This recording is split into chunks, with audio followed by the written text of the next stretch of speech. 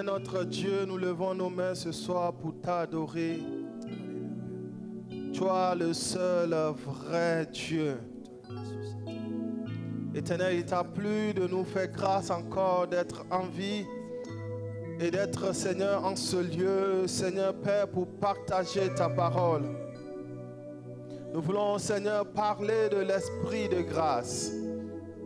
Et Seigneur, nous prions que l'esprit de grâce soit notre partage pendant ce moment au nom de Jésus. Jésus a dit que quand il viendra, il vous expliquera, il vous enseignera. Oui, Saint-Esprit, viens nous enseigner au travers de la parole de Dieu ce soir au nom de Jésus. Que toute la gloire te revienne, Père. Reçois la louange au nom de Jésus. Amen. Amen. Shalom, bien-aimés, peuple merveilleux de Dieu, soyez bénis. Nous sommes heureux encore ce soir d'être parmi vous, d'être au milieu de vous, d'être reçus dans vos maisons, dans vos chambres, dans vos voitures, pendant ces moments d'études bibliques. Que toute la gloire revienne à notre Dieu. Amen. Alors nous allons, comme d'habitude, passer quelques moments dans la parole de Dieu. Et à l'issue de ces moments, vous aurez l'occasion également de poser des questions. Et je voulais vous inviter déjà à préparer vos questions pour qu'à la fin de ces temps, nous puissions, par la grâce de Dieu, apporter quelques éléments de réponse. Alors nous avons passé quelque temps à parler du régime de la grâce. Et nous avons dit que le régime de la grâce, la vie dans ce régime est une vie de l'esprit de grâce, est une vie dans l'esprit de Dieu. À cause du péché, l'homme était incapable justement de pouvoir respecter les lois de Dieu. Et Dieu a décidé désormais de mettre ces lois dans nos cœurs. Et par le Saint-Esprit, ces lois seront inscrites dans nos cœurs, plus sur des tables de pierre, mais sur nos cœurs. Et personne n'enseignera plus son frère, connaît le Seigneur ou ne fait pas. Alors nous avons également parcouru les 7 dimensions de l'esprit de grâce. Et nous avons vu que notre Seigneur Jésus a été vêtu de ces 7 dimensions. Il a opéré dans ces 7 dimensions de l'esprit de grâce. Ce qui a fait que Jésus, sur cette terre, a été parfaitement homme et parfaitement Dieu. Il avait une double nature. Il était naturel et il était également surnaturel. Surnaturel parce que Jésus pouvait ressusciter les morts. Jésus pouvait dire à un paralytique, lève-toi et marche. Jésus pouvait guérir un malade. Et cela est possible avec l'action du Saint-Esprit dans nos vies. Et nous l'avons vu, nous avons vu les 7 dimensions de l'esprit de grâce. Comprenez qu'il ne s'agit pas de 7 esprits que nous devons recevoir, mais il s'agit du même esprit qui a diversité de manifestations. La Bible nous le dit, que le même esprit, mais diversité de dons. Alléluia. Donc c'est le même esprit qui a diversité de dimensions, de manifestations de sa puissance. Et tout cela fait que nous, aujourd'hui, en tant qu'enfants de Dieu, vivant sous ce régime de la grâce, nous avons besoin également de l'Esprit de Dieu. Pour pouvoir vivre également cette vie surnaturelle que Dieu nous promet, que Dieu nous réserve, nous avons besoin de l'Esprit de Dieu. Et la clé, ce n'est pas juste de comprendre qu'il y a l'Esprit de Dieu. La clé, ce n'est pas juste de savoir que le Saint-Esprit existe. Ce n'est pas juste de savoir que tu as reçu le Saint-Esprit. Mais la clé, c'est de se laisser conduire par le Saint-Esprit. Tu peux bien avoir le Saint-Esprit dans ta vie, mais si tu ne te laisses pas conduire par le Saint-Esprit, toutes ces choses dont nous avons parlé ne seront que des enseignements supplémentaires que tu auras reçus.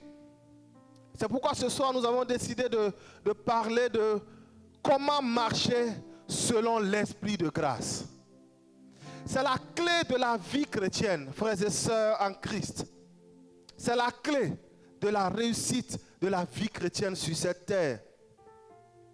Et pour y arriver, nous allons essayer de comprendre d'abord ce que c'est que marcher selon l'Esprit de Dieu. Et ensuite, nous allons voir comment être conduit par l'Esprit de Dieu. Permettez-moi de lire avec vous Galates 5, à partir du 16e verset. Je dis donc, marchez selon l'Esprit, et vous n'accomplirez pas les désirs de la chair. Car la chair a des désirs contraires à ceux de l'Esprit, et l'Esprit en a de contraires à ceux de la chair.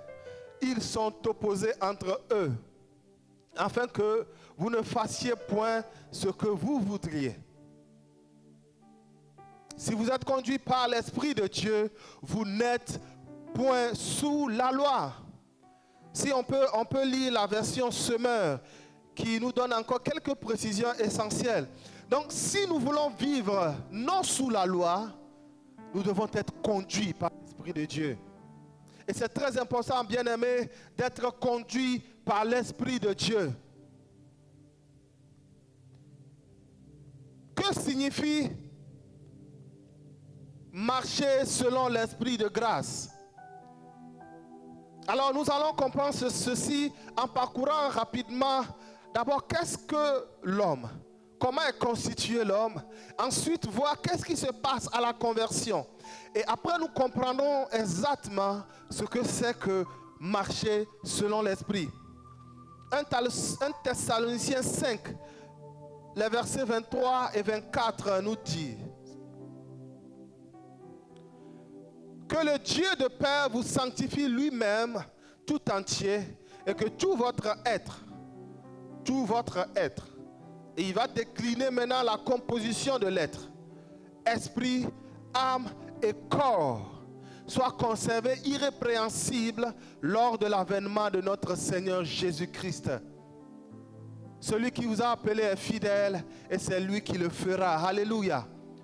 Dieu veut que tout notre être soit sanctifié. Et il dit que notre être, c'est l'esprit, l'âme et le corps. L'homme est donc composé de ces trois domaines essentiels: l'esprit, l'âme et le corps. L'esprit de l'homme est le domaine spirituel de l'homme, est le domaine par lequel l'homme a contact avec le monde spirituel, notamment avec son Créateur. Ce qui fait que dans la Bible, lorsqu'on dit dans Genèse que lorsque l'homme va pécher, la Bible dit qu'il mourra. Physiquement, l'homme n'était pas mort, mais spirituellement, son esprit était mort. Et son esprit n'était plus en contact avec son Dieu. Son esprit n'était plus capable de recevoir de Dieu. Et c'est ce qui se passe lorsque nous péchons. La Bible nous le dit dans Romains 3, le verset 3, tous ont péché et sont privés de la gloire de Dieu. Et dans Romains 6, le verset 23, qui dit: car le salaire du péché, c'est la mort, mais le don gratuit de Dieu, c'est la vie éternelle en Jésus-Christ, notre Seigneur. Le salaire du péché, frères et sœurs, c'est la mort.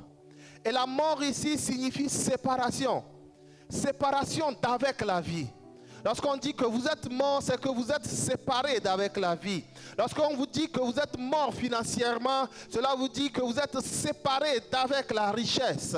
Lorsqu'on vous dit que vous êtes mort physiquement, c'est que vous êtes séparé de cette vie physique. Alors l'esprit de l'homme va mourir au contact du péché. Et ce qui va rester, nous l'avons vu, il restera l'âme et le corps de cette personne. Et l'âme, c'est le domaine de la volonté, de l'intellect ou les pensées et des émotions. Volonté, intellect et émotion. Alors l'homme qui est mort de par le péché va conduire sa vie non sous la conduite de l'esprit, de ce qu'il reçoit de l'esprit, mais il va conduire sa vie avec sa propre volonté, sa propre intelligence et ses propres émotions. Et c'est ce que la Bible appelle le vieil homme. L'homme va conduire sa vie sur ce chemin comme il le conçoit, comme il le sent, comme il veut. Il fait ce qui lui plaît. Et il est éloigné de Dieu, la Bible nous le dit. Alors, le corps, lui, n'est que l'enveloppe de tout ceci. Et l'enveloppe n'exécute que ce que l'âme aura décidé dans la volonté, soit au travers de ses pensées ou au travers de ses émotions, reçoit une information, l'âme communique une volonté au corps qui exécute cela. C'est pourquoi vous verrez que la personne qui n'est pas convertie a du mal à se détacher du péché. Pourquoi? Parce que sa volonté est soumise à cela. Alors, le corps également peut produire des désirs et renvoyer des informations à l'âme et amener l'âme justement à décider des choses qui sont contraires à la parole de Dieu. C'est en cela que le corps, par exemple, lorsque le corps aime une nourriture, va renvoyer le besoin de manger à l'âme qui va exécuter cela. Même si à un moment donné cela n'était interdit, il va le faire quand même. Pourquoi? Parce que cet homme est dirigé par son âme et son corps. Son esprit est à mort. Mais qu'est-ce qui se passe lorsque nous recevons le Seigneur Jésus-Christ? Nous allons lire Ézéchiel 36, les versets 24 à 28. Ézéchiel 36, versets 24 à 28. Je vous retirerai d'entre les nations. Je vous rassemblerai de tous les pays et je vous ramènerai dans votre pays. Verset 25. Voici ce qui se passe. Je répandrai sur vous une eau pure et vous serez purifiés. Je vous purifierai de tous vos souillures et de toutes vos idoles. Je vous donnerai un cœur nouveau et je mettrai en vous un esprit nouveau. J'ôterai de votre corps le cœur de pierre et je vous donnerai un cœur de chair. Verset 27. Je mettrai mon esprit en vous et je ferai en sorte que vous suiviez mes ordonnances et que vous observiez et pratiquiez mes lois. Vous habiterez le pays que j'ai donné à vos pères. Vous serez mon peuple et je serai votre Dieu. Alléluia. Que c'est merveilleux ce qui se passe à notre conversion. Dieu dit tous nos péchés qu'il les pardonne. Le verset 25, il dit il pardonne nos péchés. Il nous purifie de tous nos péchés. Ensuite, Dieu ne s'arrête pas là, mais Dieu va nous donner un cœur nouveau. Il va nous donner une vie nouvelle à notre esprit. C'est pourquoi 1 Jean 5, le verset 12 va dire celui qui a le Fils a la vie, et celui qui n'a pas le Fils n'a pas la vie. Si nous avons le Fils, nous avons la vie. Une nouvelle vie de notre esprit commence à notre conversion. Notre esprit est capable à partir de ce moment de recevoir de Dieu, d'être sensible à son Créateur. Et c'est merveilleux, frères et sœurs. Alors, qu'est-ce qui se passe également à la conversion? Dieu dit qu'il nous donne un cœur nouveau. Il nous donne un cœur de chair et non un cœur de pierre. Il enlève le cœur de pierre. Le cœur de pierre, c'est le cœur de celui qui est sensible à la voix de Dieu, insensible à la volonté de Dieu, insensible à ce qui est spirituel. Et le cœur de chair, c'est ce cœur tendre, vivant, réactif, sensible à ce qui vient de Dieu, sensible à la volonté de Dieu. Et à la conversion, Dieu promet de déverser, de nous donner un cœur nouveau. Et lorsque nous recevons ce cœur nouveau, la Bible nous appelle des saints. Alléluia. La Bible nous appelle des saints. Et c'est merveilleux. Lorsque nous recevons toutes ces choses se produisent dans notre esprit. Quelqu'un l'a décrit en disant que celui qui est né de nouveau reçoit un nouveau cœur vivant, réactif, sensible et chaleureux, semblable à une boule de terre modélable. Et le Saint-Esprit, venant à l'intérieur, lui donne une forme morale et spirituelle à la dimension ou à l'image du Saint-Esprit lui-même. Alléluia. Voilà, notre esprit est devenu modélable. Le Saint-Esprit vient habiter dans notre esprit et veut lui donner une nouvelle forme.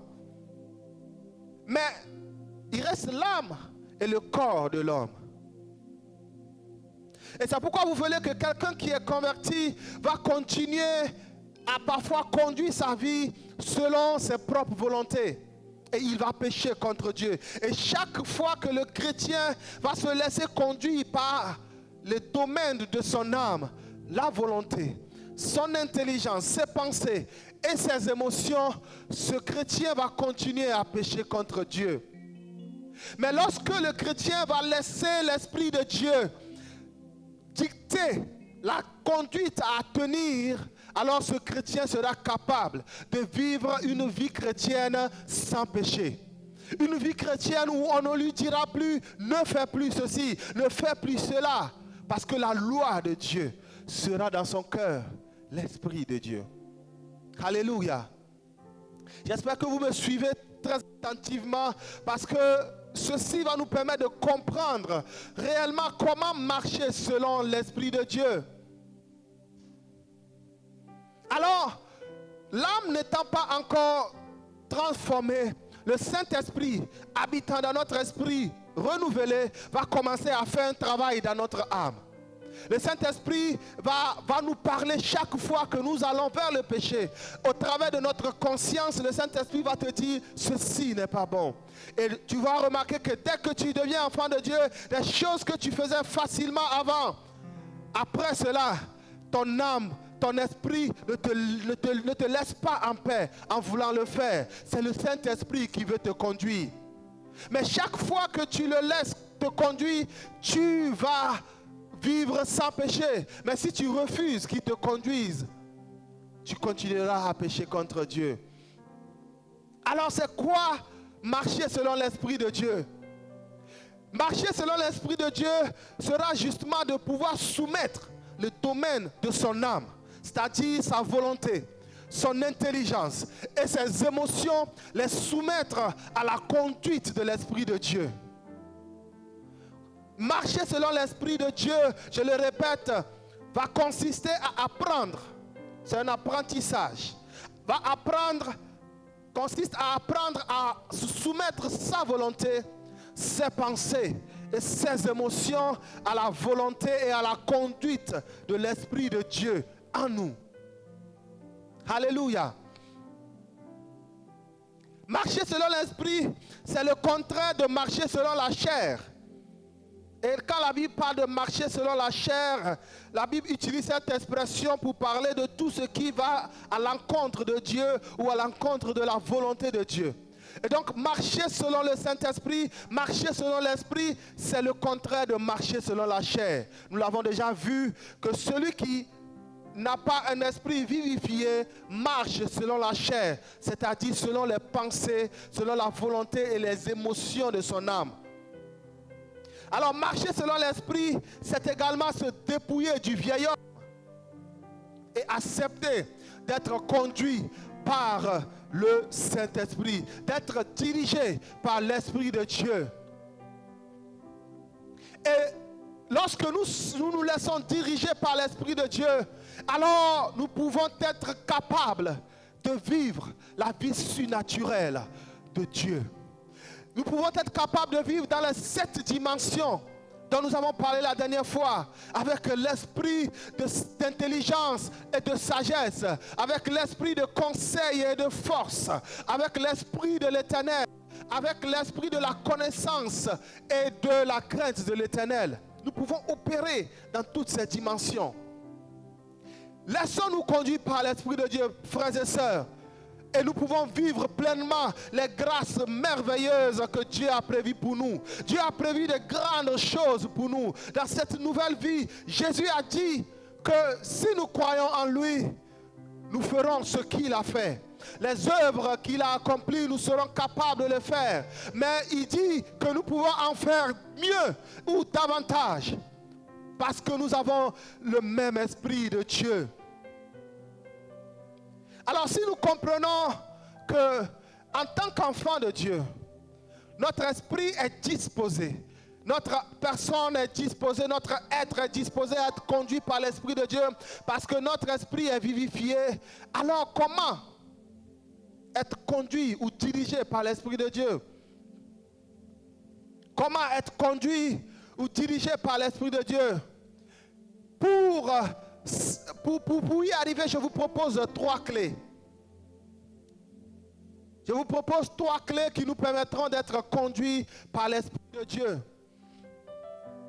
Comment être conduit et dirigé par l'Esprit de Dieu? Alors, il faut être d'abord rempli du Saint-Esprit. Ensuite, il faut être à l'écoute du Saint-Esprit. Et comme 3e clé, il faut être obéissant au Saint-Esprit. Être rempli du Saint-Esprit, être à l'écoute du Saint-Esprit et être obéissant au Saint-Esprit. Alors, comment être rempli du Saint-Esprit? Luc 4, le verset 1, nous dit ceci. Jésus, notre Seigneur, Jésus, notre modèle, a été rempli du Saint-Esprit. Jésus, rempli du Saint-Esprit, revint du Jourdain. Il fut conduit par l'Esprit dans le désert. Jésus a été rempli et ensuite il a été conduit.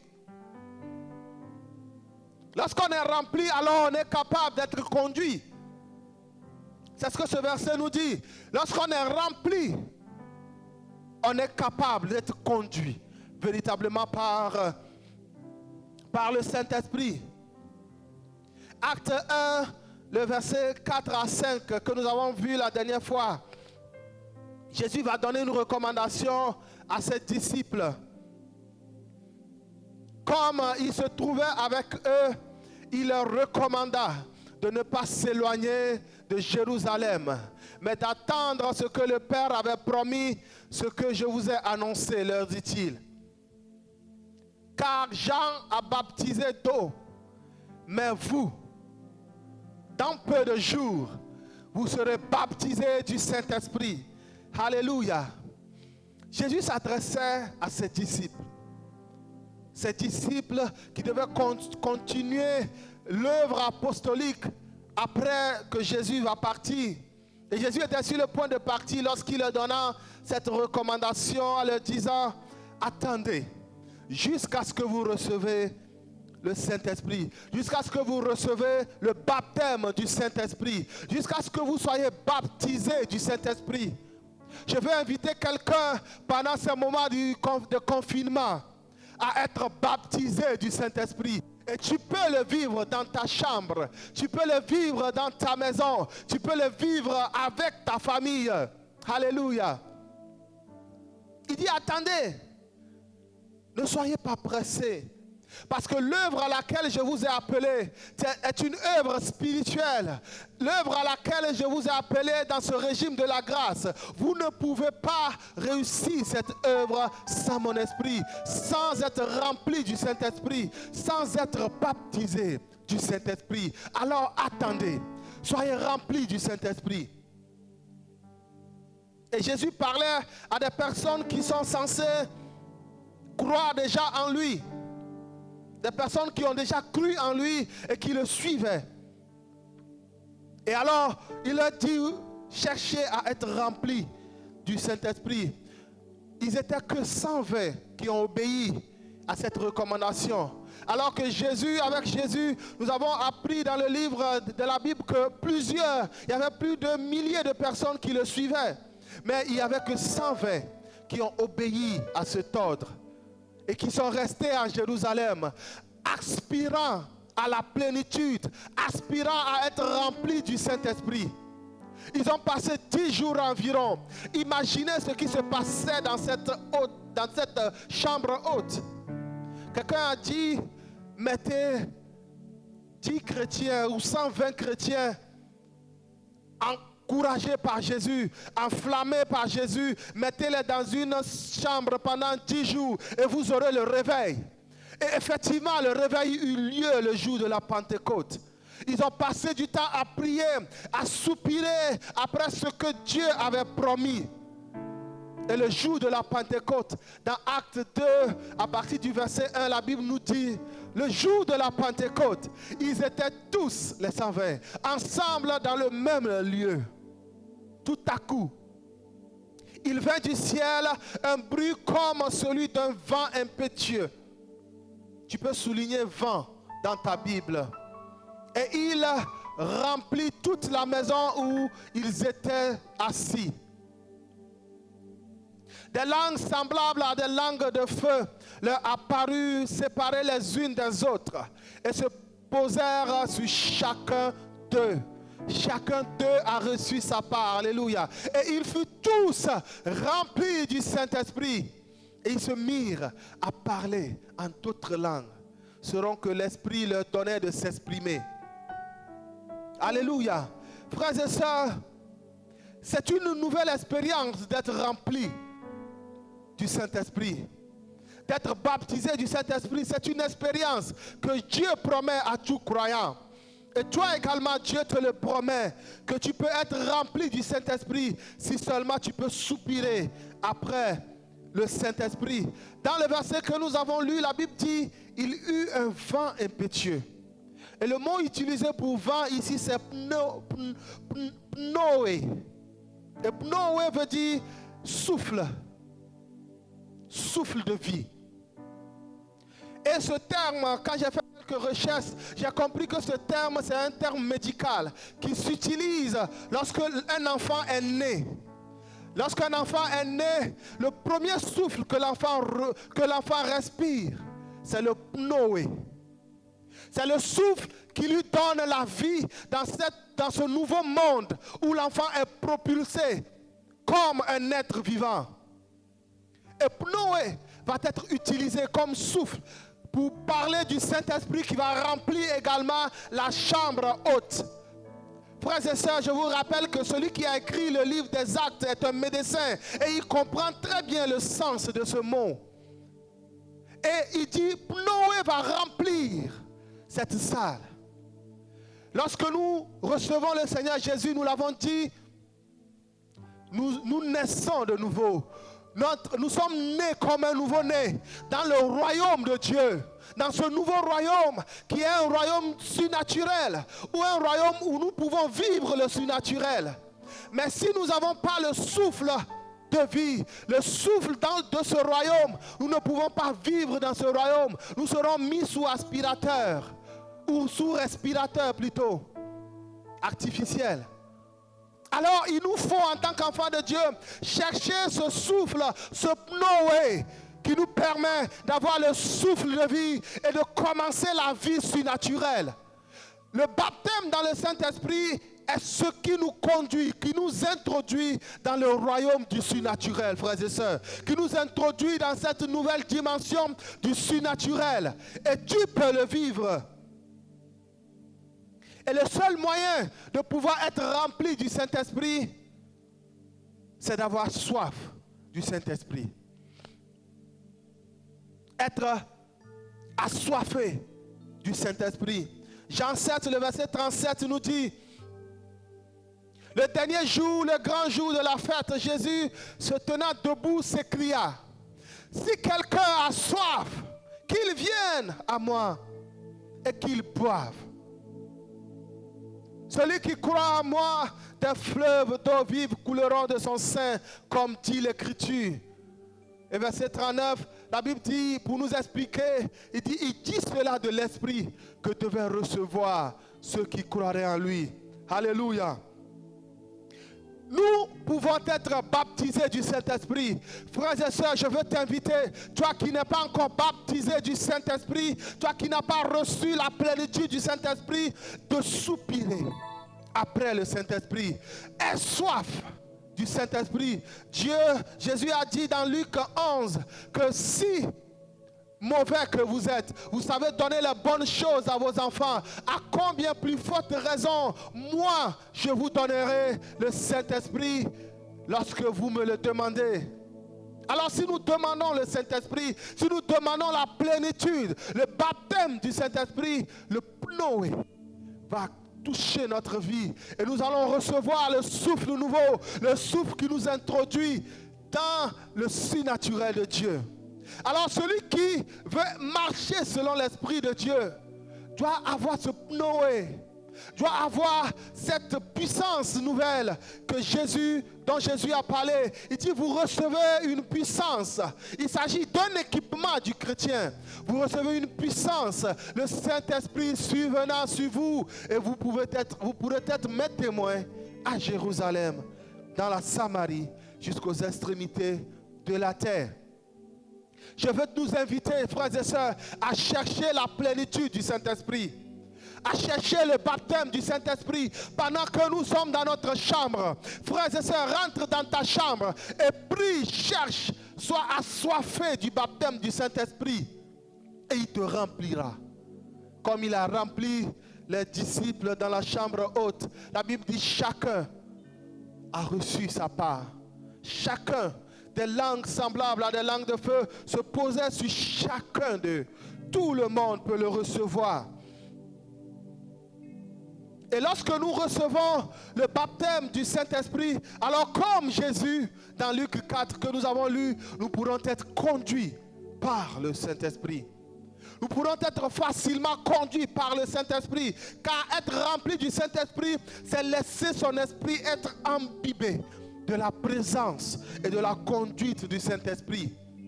À partir de ce moment, tu laisses tout ton être conduit, être rempli par le Saint-Esprit qui déborde, qui donne maintenant des instructions à ton âme, qui domine même ton âme et ton corps. Alors tu seras capable de vivre selon l'Esprit. Alléluia. Et je prie, pendant que je suis en train de parler de ces choses, je prie qu'une soif nouvelle, une soif de l'Esprit de Dieu te remplisse maintenant et que tu soupires après le Saint-Esprit, d'après la plénitude du Saint-Esprit, afin d'être rempli à nouveau, rempli à nouveau, rempli à nouveau jusqu'au débordement. Alléluia. Comment selon nous conduit par le Saint-Esprit? Le premier point, la première étape, c'est d'être baptisé du Saint-Esprit. Et la deuxième étape, c'est d'être à l'écoute du Saint-Esprit. La présence et l'action du Saint-Esprit sont perceptibles. Même si nous ne voyons pas le Saint-Esprit, sa présence et ses actions, ses manifestations sont perceptibles. C'est pourquoi Jésus va utiliser cette métaphore du vent pour décrire la présence du Saint-Esprit. Il dit dans Jean 3, nous allons lire à partir du verset 6, mais plus précisément le verset 8 va nous intéresser. Le verset 6 nous dit: ce qui est né de la chair est chair, et ce qui est né de l'esprit est esprit. Ne t'étonne pas de ce que je t'ai dit. Il faut que vous naissiez de nouveau. Jésus parlait à Nicodème. Et le verset 8 dit: le vent souffle où il veut, et tu en entends le bruit, mais tu ne sais d'où il vient ni où il va. Il en est de tout homme qui est né de l'Esprit.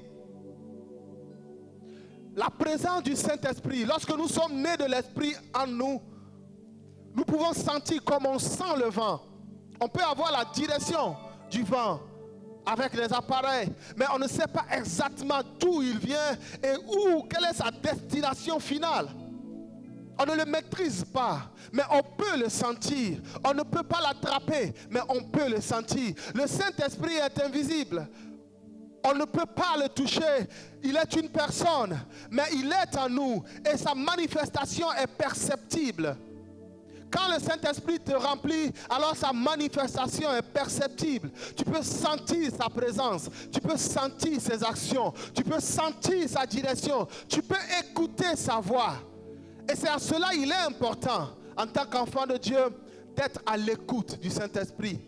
On peut bien être rempli du Saint-Esprit, mais si nous ne l'écoutons pas, il sera en nous, nous donnant des informations et nous serons incapables de pouvoir traduire ces informations au travers de notre âme et les exécuter dans notre vie. Alors vous comprenez que celui qui est rempli du Saint-Esprit, il lui reste encore une étape supérieure, une étape supplémentaire, c'est d'être à l'écoute permanemment du Saint-Esprit, afin d'être conduit par le Saint-Esprit.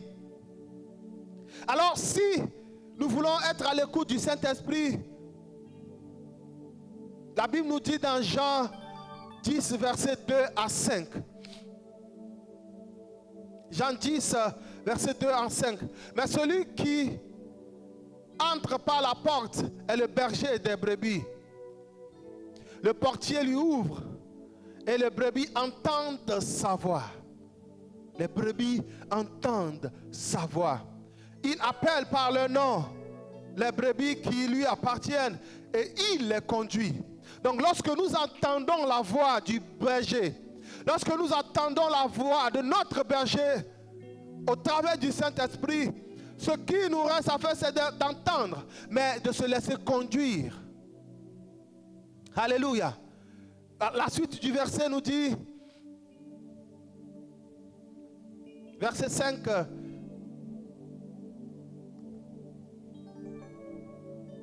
verset 5, elles ne suivront point un étranger, mais elles fuiront loin de lui, parce qu'elles ne connaissent pas la voix des étrangers. Ça veut dire quoi, frères et sœurs? Ça veut dire que notre berger nous parle. L'étranger également nous parle. Et nous-mêmes, nous nous parlons par nos pensées.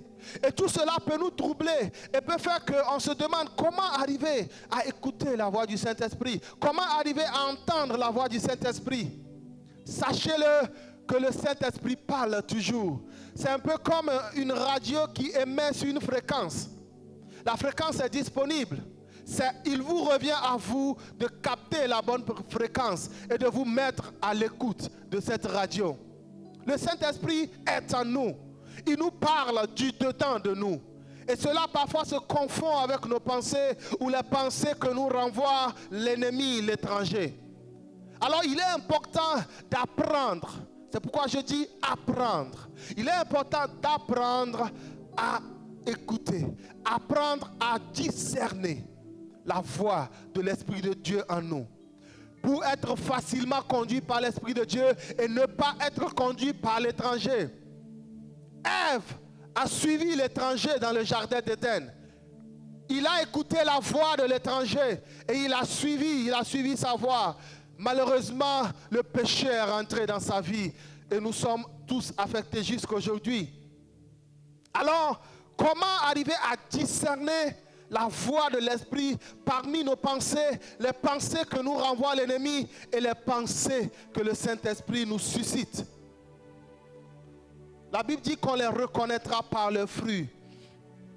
Frères et sœurs, comprenez que toutes les pensées que nous recevons en nous ne sont pas forcément nos pensées. Et donc nous ne devons pas recevoir toutes les pensées comme nos pensées. Il y a des pensées qui viennent du diable. Dans Matthieu 16, le verset 23, Jésus va dire à Pierre, arrière de moi Satan, parce que Pierre va émettre une pensée qui n'est pas de Dieu, une pensée qui vient de l'ennemi. Alors Jésus va reconnaître derrière cette pensée le diable, l'étranger. Alors comment nous aussi nous pouvons être capables de reconnaître parmi toutes ces pensées qui nous viennent, les pensées que nous inspire le Saint-Esprit, les orientations que nous donne le Saint-Esprit? Je vous donne peut-être quelques caractéristiques qui ne sont pas exhaustives, qui pourront nous permettre de pouvoir discerner comment ou quelle est la voix qui vient du Saint-Esprit et quelle est la voix qui vient de l'ennemi. D'abord, la voix du Saint-Esprit est une voix qui nous appelle par notre nom. La Bible le dit dans Jean 10, verset 3, je les appelle par leur nom. Parfois tu entends en toi comme quelqu'un t'appelle, Happy, arrête ça. Happy, ne fais pas ceci. C'est le Saint-Esprit qui te parle. Il parle souvent par des murmures doux et légers, nous dit 1 Roi 19, verset 11 à 12, que nous n'allons pas lire. Et le Saint-Esprit ne parle pas, souvent quand on parle d'écouter la voix du Saint-Esprit, on a l'impression qu'il y a une grosse voix qui va se faire entendre dans notre chambre. Hey, tu es mon fils, ainsi de suite. Non, le Saint-Esprit nous parle par des murmures doux et légers. C'est pourquoi il est important, frères et sœurs, pour pouvoir écouter la voix du Saint-Esprit, de se mettre dans le silence, de se mettre au calme, de se mettre à la disposition de l'Esprit pour recevoir ce qu'il veut nous dire. Le Saint-Esprit utilise généralement un langage, des mots et des images que nous pouvons comprendre.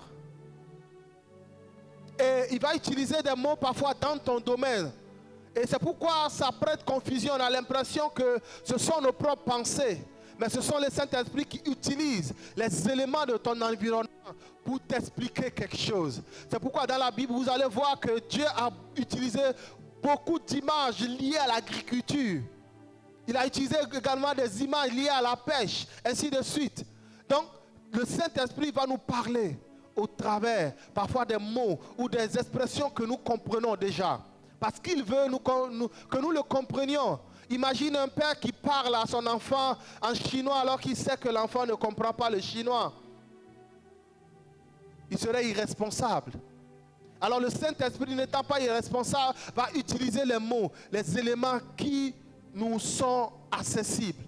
Mais souvent le Saint-Esprit va nous conduire comme à la recherche d'un trésor, nous donnant des indices. Parce qu'il aime tellement notre présence, il aime tellement notre intimité, il va nous donner, comme on fait à la chasse au trésor, il va nous donner parfois des indices. Et il veut que nous venions toujours dans sa présence, afin de nous en donner plus, afin de nous en donner plus.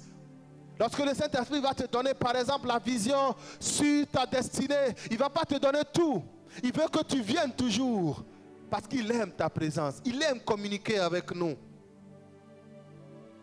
Et l'autre caractéristique qui nous permet de pouvoir comprendre ou savoir que cette parole vient de Dieu, vient de l'Esprit de Dieu ou vient de l'étranger, Satan, c'est de savoir que la parole que nous recevons du Saint-Esprit ne sera jamais contraire à la parole ou à la Bible. C'est ce que je dis. Je dis souvent en disant, le Rhéma n'est jamais contraire au Logos. Ce que nous recevons dans la révélation ou dans l'inspiration du Saint-Esprit ne sera jamais contraire à ce qui est écrit.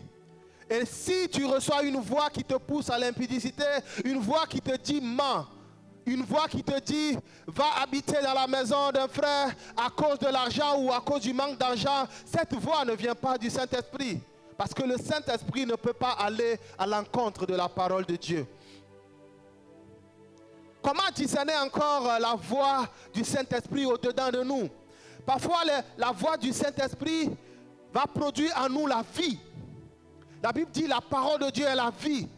Lorsque, par exemple, je m'encourage, je me dis moi-même par mes pensées, vas-y, happy, vas-y, tu peux y arriver. Cela ne produit pas une excitation exceptionnelle. Mais lorsque Dieu va dire ces mêmes paroles dans ton cœur, tu recevras une vie en toi. Parce que la parole de Dieu est vie.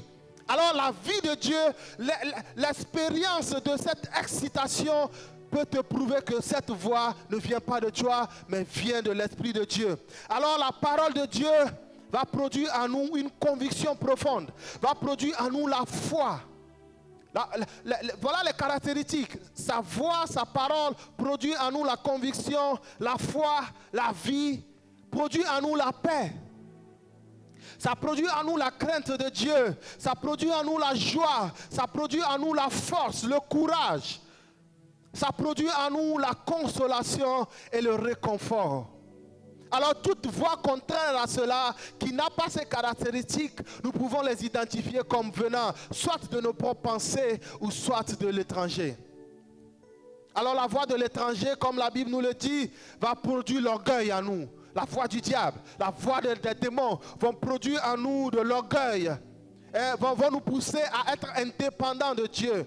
Comme il a dit dans Genèse 3 au serpent, à Ève, le serpent a dit à Ève que non, tu deviendras comme Dieu. Il va nous pousser à être indépendants de Dieu. Il va produire en nous parfois le doute.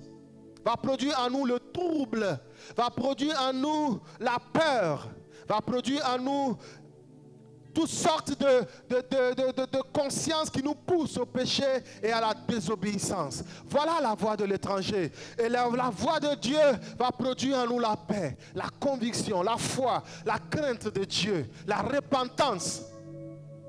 Alors, frères et sœurs, nous disons qu'il est important d'être à l'écoute du Saint-Esprit pour être conduit par le Saint-Esprit. Vous devez apprendre à écouter l'Esprit de Dieu. J'ai passé presque 13 ans déjà à vivre avec ma femme. Et lorsqu'elle chante parmi beaucoup d'autres sœurs, j'arrive à identifier précisément la voix de ma femme à cause de cette intimité que j'ai eu à développer avec ma femme.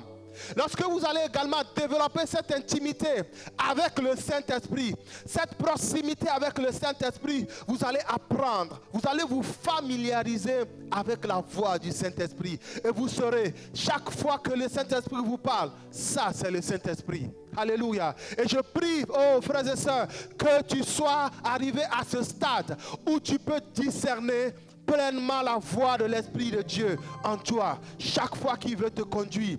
Et lorsque tu discernes sa voix en toi, alors tu seras capable de vivre le surnaturel. Parce que le Saint-Esprit ne peut pas faire du naturel. Le Saint-Esprit ne peut pas te conduire dans ce qui est simple. Parce qu'il n'est pas un Dieu simple. Il est un Dieu puissant. L'esprit de force. Alléluia.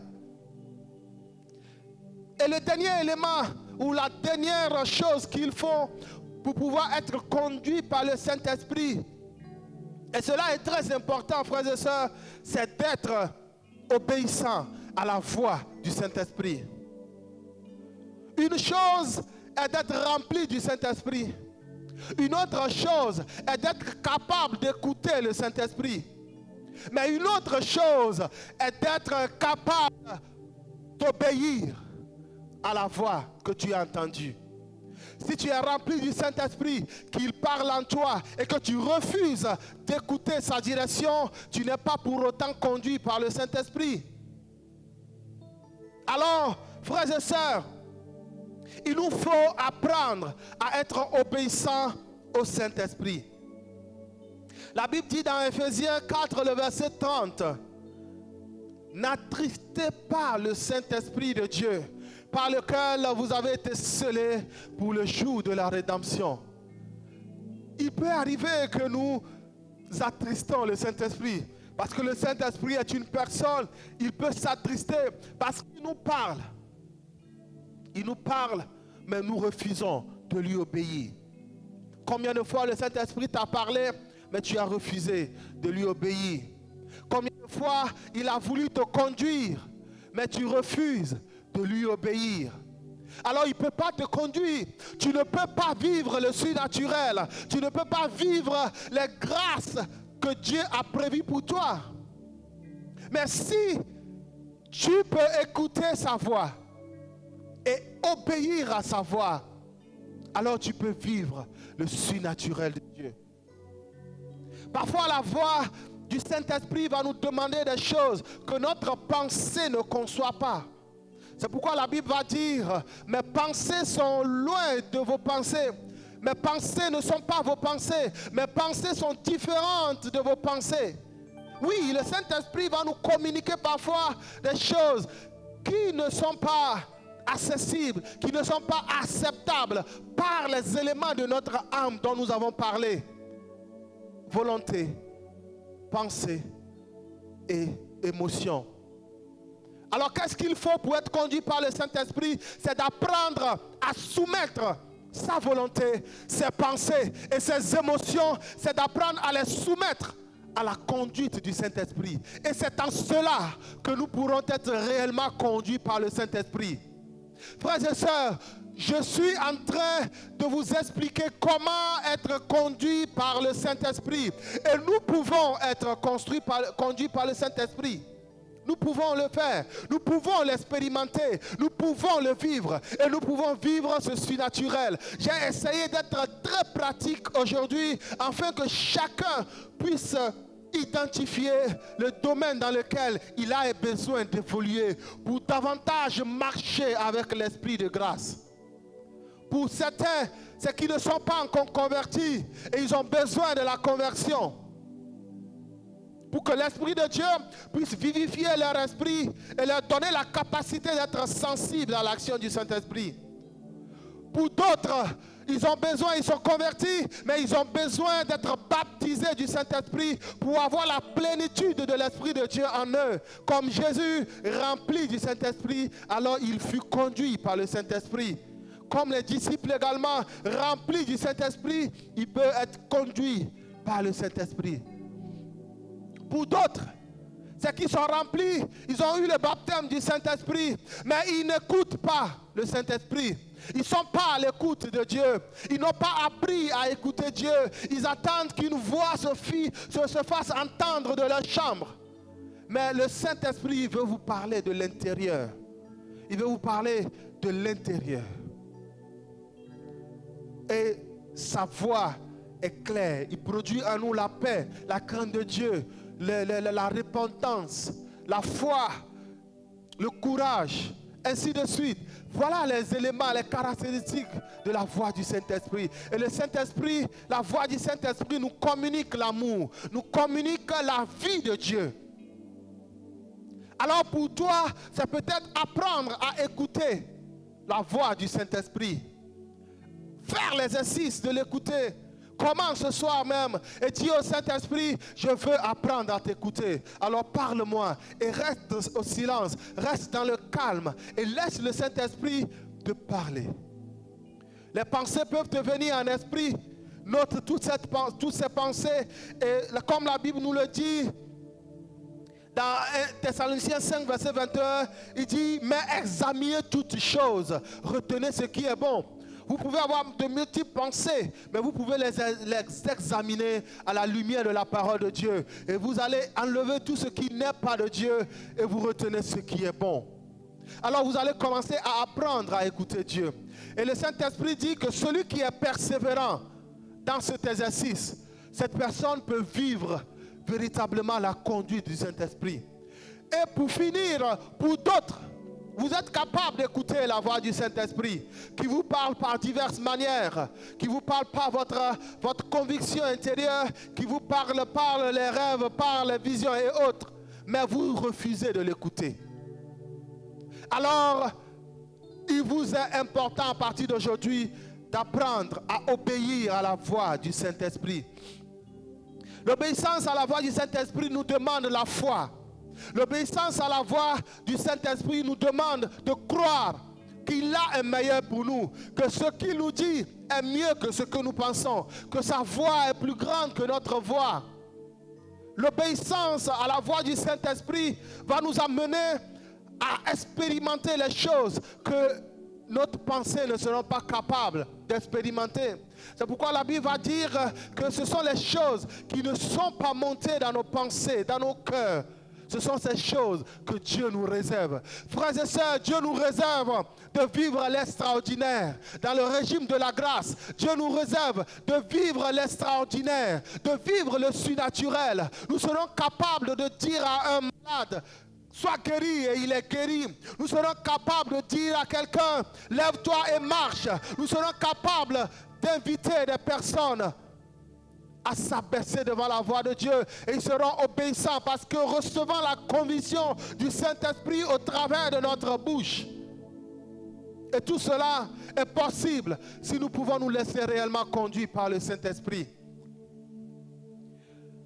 Voilà, frères et sœurs, comment être conduit par le Saint-Esprit, être converti, être rempli du Saint-Esprit, être à l'écoute du Saint-Esprit et être obéissant à la voix du Saint-Esprit. Lorsque nous allons combiner ces éléments, alors nous serons capables d'être conduits réellement par le Saint-Esprit et de vivre les 7 dimensions de l'Esprit de grâce. Que Dieu vous bénisse, frères et sœurs. Pendant ces instants, nous allons passer quelques 2 minutes à prier notre Dieu.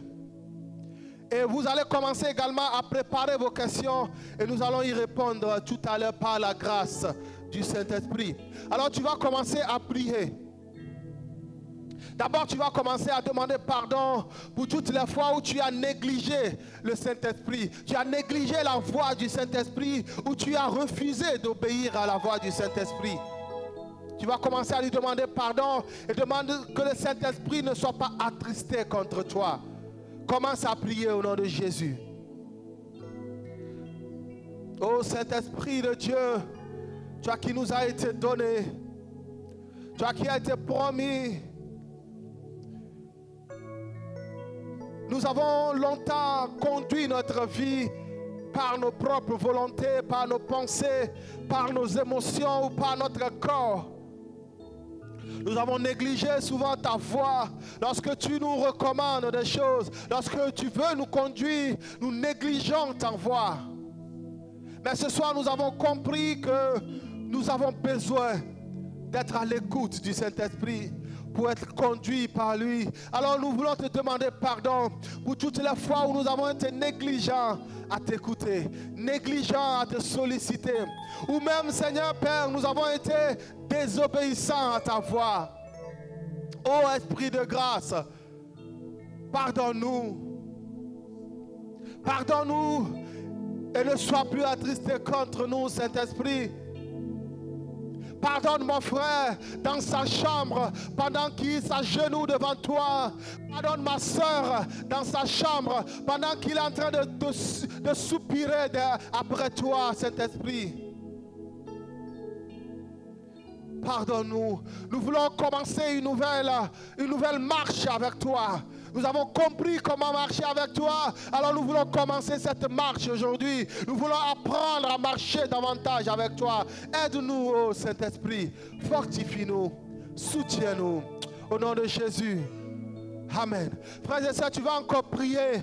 Nous avons dit qu'il faut être rempli du Saint-Esprit. Et la meilleure manière, le seul moyen d'être rempli du Saint-Esprit, c'est de soupirer, d'avoir soif du Saint-Esprit. Alors tu vas prier et tu vas dire au Saint-Esprit de créer en toi cette soif. Tu vas exprimer cette soif au Saint-Esprit ce soir. Commence à prier au nom de Jésus.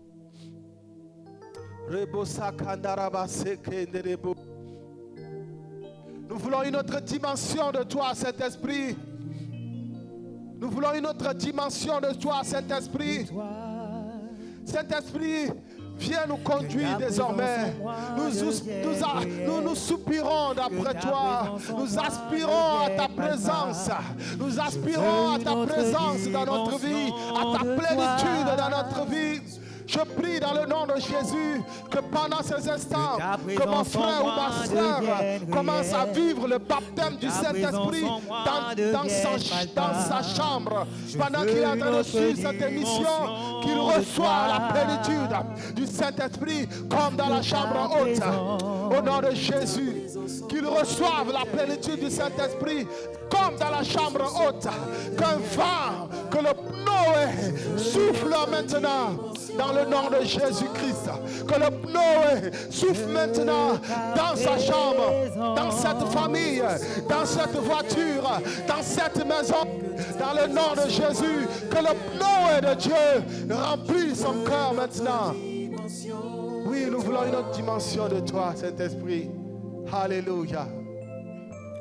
Que ta présence en moi devienne réelle. Que ta présence en moi devienne palpable.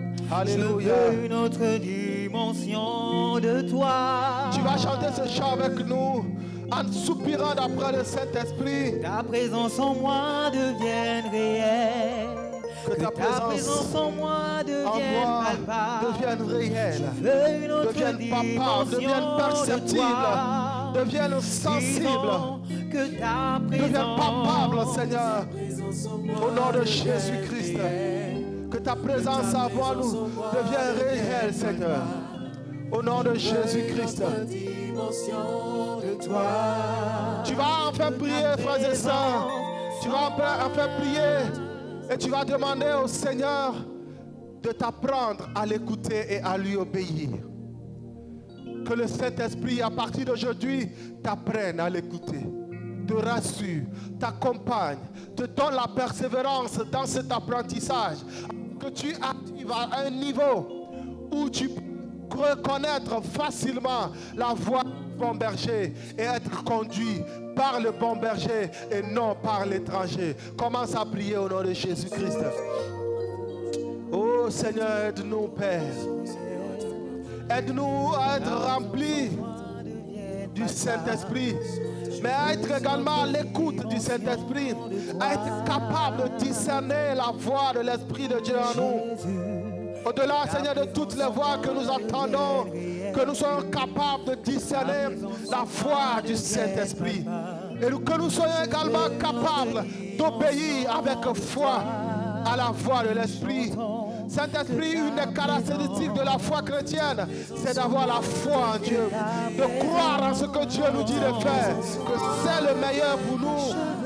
Aide-nous, Seigneur. Aide-nous, éternel Dieu des armées. Que toute la gloire te revienne, notre Dieu. Merci, Saint-Esprit, de continuer cette œuvre dans les cœurs maintenant, de continuer à visiter cette sœur maintenant dans sa chambre, de continuer à visiter cette famille, à les remplir de ta présence. Que toute la gloire te revienne. Merci, Esprit de Dieu. Au nom de Jésus. Amen, amen.